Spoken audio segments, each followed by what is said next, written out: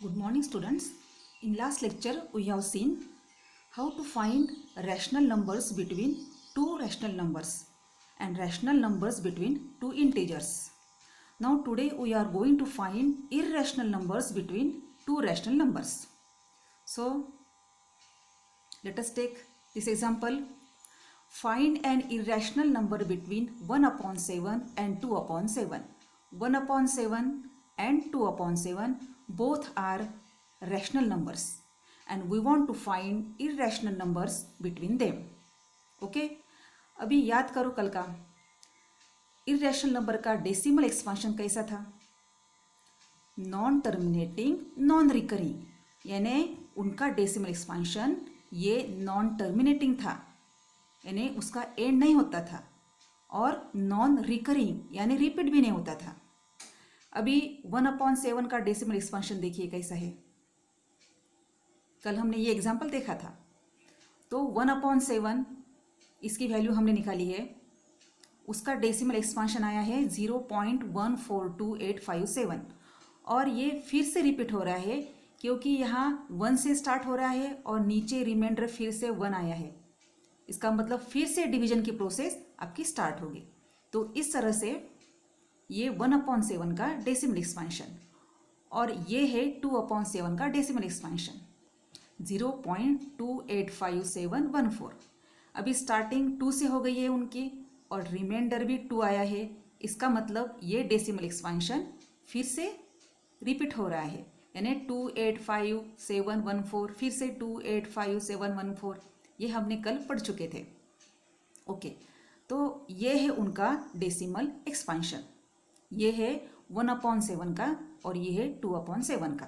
Okay, और अभी हमको निकालना है irrational numbers between this two decimal expansion. अभी थोड़ा केयरफुल देखिए, ये जो है ये डेसिमल एक्सपांशन और ये इनके बीच में कौन से इरेशनल नंबर्स रहेंगे. अभी इस डेसिमल एक्सपांशन में देखिए 0.14 है और इस डेसिमल एक्सपांशन में 0.28 है, यानी 0.14 और 0.28 इसके बीच में जो इरेशनल नंबर्स होते हैं उनको हम निकालना है. तो इसकी एकदम सिंपल आइडिया है. यहाँ पे 0.14 है ना, तो 14 का नेक्स्ट नंबर है 15, इसलिए हमने यहाँ पे लिया है 0.15. और बाद में ऐसे कुछ भी नंबर लिखना, 0 1500 15000 15000 ऐसे भी चलता है. तो ये है first irrational number between this to rational numbers. आप ये भी आंसर लिख सकते हैं.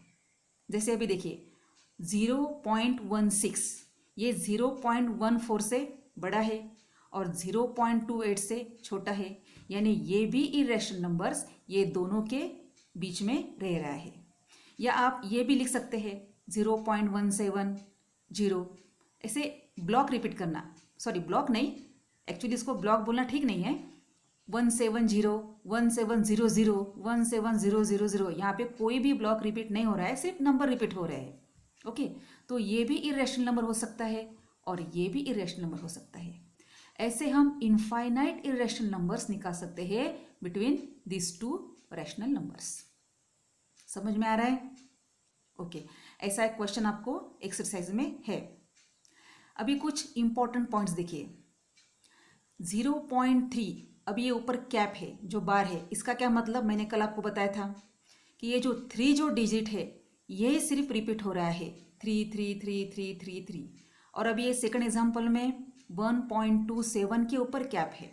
इसका क्या मतलब है कि 27 का जो ब्लॉक है वो रिपीट हो रहा है, इसलिए 1.27 27 27 and so on. Third example में 0.235, अभी जो कैप है ये जो बार है ये किसके ऊपर है? 35 के ऊपर है, इसलिए 0.2 को ऐसे ही रखेंगे, सिर्फ 35 35 35 35 को रिपीट करेंगे. समझ में आ रहा है ना? यानी जिस नंबर्स के ऊपर वो कैप है वो बार है वही नंबर रिपीट हो जाएंगे, और जिसके ऊपर वो बार नहीं है वो नंबर रिपीट नहीं होगा. जैसे कि इस एग्जांपल में 2 के ऊपर बार नहीं है, इसलिए 2 रिपीट नहीं होगा, वो सिर्फ एक ही बार आएगा. और 35 के ऊपर बार है, इसलिए 35 रिपीट हो रहा है। अभी थर्ड एग्जाम्पल में किसके ऊपर बार है, कैप है, तो 7 के ऊपर। तो बाकी जो नंबर्स है उनको ऐसे ही रखेंगे, 2.356 उनको ऐसे ही रखा और सिर्फ 7 7 7 7 को हमने रिपीट किया। समझ में आ रहा है? तो ये बहुत इंपॉर्टेंट पॉइंट है। ओके, तो अभी हम एग्जाम्पल देखेंगे। Express the number 0.235। अभी ये बार किसके ऊपर है, सिर्फ 35 के ऊपर है। ये नंबर को आपको P अपॉन Q के फॉर्म में कन्वर्ट करना है। आप जानते हैं ये डेसिमल एक्सपांशन किसका है, रैशनल नंबर का है, क्योंकि ये डेसिमल एक्सपांशन है नॉन टर्मिनेटिंग लेकिन रिकरिंग। याद करो, रैशनल नंबर का डेसिमल एक्सपांशन के 2 ऑप्शंस होते हैं, एक टर्मिनेटिंग और दूसरा नॉन टर्मिनेटिंग रिकरिंग। अभी ये जो डेसिमल एक्सपांशन है ये कैसा है, नॉन टर्मिनेटिंग है, क्योंकि 35 35 35 आ रहा है, लेकिन रिकरिंग तो है ना, इसलिए ये रैशनल नंबर है। तो ये अब हमको P अपॉन Q के फॉर्म में दिखाना है। तो इसके कुछ मेथड्स है। सबसे पहले उस नंबर को लिखना, let x is equal to 0.235। Okay, अभी यहाँ पे कितना 2 सिंगल है, 2 के ऊपर बार नहीं है, इसलिए 2 रिपीट नहीं हो रहा है। ध्यान से देखो, 2 के ऊपर बार नहीं है, इसका मतलब 2 रिपीट नहीं हो रहा है। किसके ऊपर बार है, 35 के ऊपर, इसका मतलब 35 रिपीट हो रहा है, यानी block 35 repeats but 2 does not repeat. अभी x इज इक्वल टू 0.235353535, क्योंकि 35 रिपीट हो रहा है, इसको हमने नाम दिया 1। ठीक है, अभी कितने डिजिट्स रिपीट हो रहे हैं, 2, इसलिए हम इस फर्स्ट इक्वेशन को 100 से मल्टीप्लाई करेंगे, दोनों साइड को। ध्यान से देखना, जितने नंबर रिपीट हुए हैं उसके ऊपर डिपेंड करता है उसको किससे मल्टीप्लाई करना। अगर सिर्फ एक ही डिजिट रिपीट हो रहा है तो हम 10 से मल्टीप्लाई करेंगे। अगर टू डिजिट्स रिपीट हो रहे हैं तो हम 100 से मल्टीप्लाई करेंगे। अगर 3 डिजिट्स रिपीट हो रहे हैं तो हम 1000 से रिपीट करेंगे, 1000 से मल्टीप्लाई करेंगे। तो अभी यहाँ कितने डिजिट्स रिपीट हो रहे हैं, देखो 35 के ऊपर बार है, इसका मतलब 2 डिजिट्स रिपीट हो रहे हैं, इसलिए हमने ये फर्स्ट इक्वेशन को 100 से मल्टीप्लाई किया। अभी आप डेसिमल नंबर का मल्टीप्लिकेशन जानते हैं, 100 से मल्टीप्लाई करने के बाद ये डेसिमल पॉइंट 2 डिजिट आगे जाता है। तो इस तरह से ये आया x is equal to 0.23535 and 100 से मल्टीप्लाई करने के बाद 23.5353 ऐसे आया है। अब क्या करना, ओके, समझ में आया ना? स्टार्टिंग से देखो, सबसे पहले हमको जिस नंबर को P अपॉन Q के फॉर्म में दिखाना है उसको हमने x माना, फिर बाद में उसको जो 35 के ऊपर बार है ना, इसका मतलब 35 रिपीट हो रहा है, 2 रिपीट नहीं हो रहा है, तो 2 को ऐसे ही रखा और 35 को रिपीट किया, और बाद में 2 डिजिट्स रिपीट हो रहे हैं इसलिए हमने 100 से मल्टीप्लाई किया। यहाँ तक समझ में आया? अभी इसको नाम दिया 1 और इसको नाम दिया 2, यहाँ लिखा नहीं लेकिन उसको हम 2 समझेंगे। तो इस तरह से ये हो गया x और ये हो गया 100x। अभी ये दोनों का सब्ट्रैक्शन करेंगे, इसका मतलब 100x में से x माइनस करेंगे और ये 23 पॉइंट समथिंग है उससे ये माइनस करेंगे। तो ये मैंने यहाँ सब्ट्रैक्शन करके दिया है, तो ये 100x minus x is equal to ये दोनों का सब्ट्रैक्शन हो गया। तो ये आया 99x और ये देखिए मैंने यहाँ साइड में सब्ट्रैक्शन करके दिया है 23.3। ओके, अभी नेक्स्ट ये 99 डिनोमिनेटर में जाएगा। ठीक है, अभी ऊपर का डेसिमल पॉइंट हटाने के लिए नीचे हम 0 ऐड करते हैं, 0 बढ़ाते हैं, ये आपको पता है। तो इस तरह से x is equal to P upon Q का फॉर्म आ गया, यानी ये हो गया रैशनल नंबर जिसका डेसिमल एक्सपांशन था 0.235 बार। ओके, ठीक है। अभी एक बहुत मोस्ट इम्पॉर्टेंट एग्जाम्पल है लेकिन ट्रिकी है, एकदम इजी है, बिल्कुल हार्ड नहीं है। What can be the maximum number of digits be in the repeating block of digits in the decimal expansion of 1/12? इसका क्या मतलब है?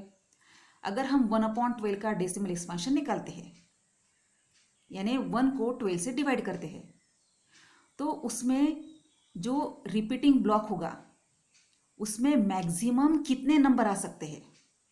आप जानते हैं एक नंबर भी रिपीट हो सकता है, 2 नंबर भी रिपीट हो सकते हैं, 3 नंबर भी रिपीट हो सकते हैं। तो इन्होंने कहा है कि अगर 1/12 का डेसिमल एक्सपांशन अगर हम निकालते हैं, यानी 1 को 12 से डिवाइड करते हैं, तो जो रिपीटिंग ब्लॉक होगा जिसके ऊपर बार होगा उसमें मैक्सिमम कितने नंबर आ सकते हैं।